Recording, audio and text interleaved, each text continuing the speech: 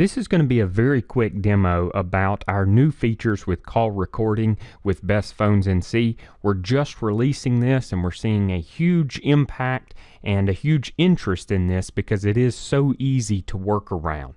Now, who is going to actually use this call recording? Mainly, we are seeing owners, managers, and trainers. That's the main people that we're seeing. Not everyone has access, of course, to these call recordings after they happen. We want to restrict that, of course. But these are the main people that we're seeing use the call recording feature that we just released, because it is so nice to be able to hear your customer support staff or your customer service staff and the conversations that they're having and things we can improve upon, things that you can, go back to the customer service rep and tell them how great they did, or things that we may want to tweak. So to get to the next slide here, we want to talk about how simple it actually is. Now, I'm actually going to do a demo for you because it is that simple.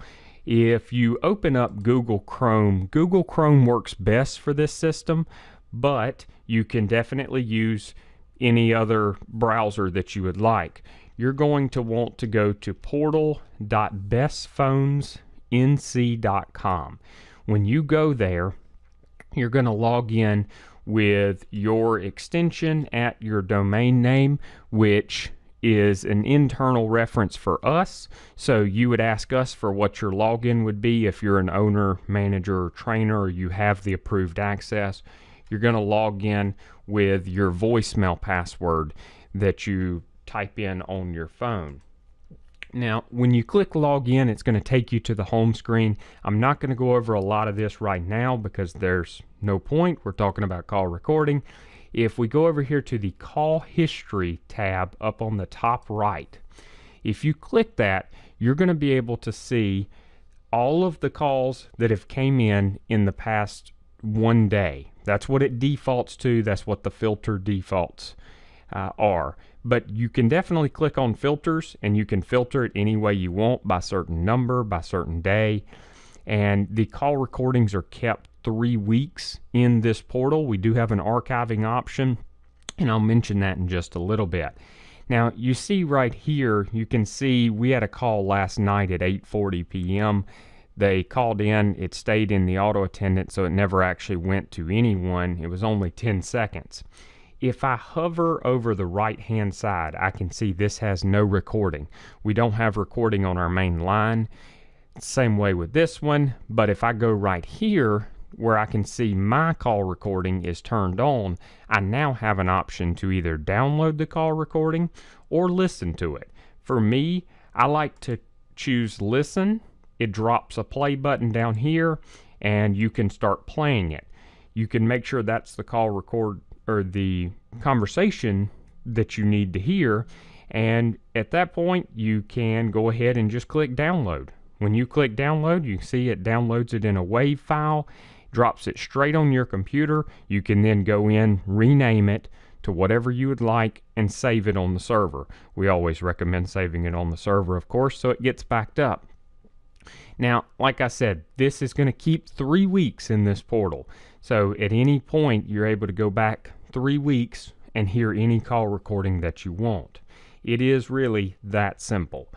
You can also, I like to mention here, that WAV file. Of course, it's just an audio file, so you're more than welcome to take that file after you download it and send it out to your other managers and say, hey, listen to this, just attach it to an email, and that'll work great. Now, if we go back over to here, there was a couple other things I wanted to make sure that we covered.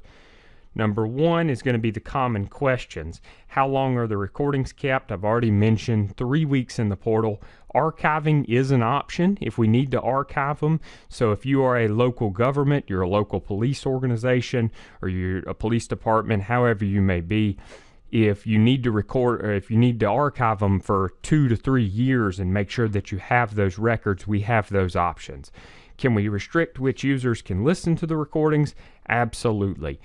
We can make it of course, so only managers, only owners, whatever you want, and we can restrict and give that access at any time. So if you have a manager that ends up being demoted and we need to change their permissions, it's easy to change. It's just a few clicks.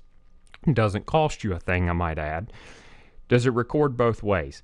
Absolutely.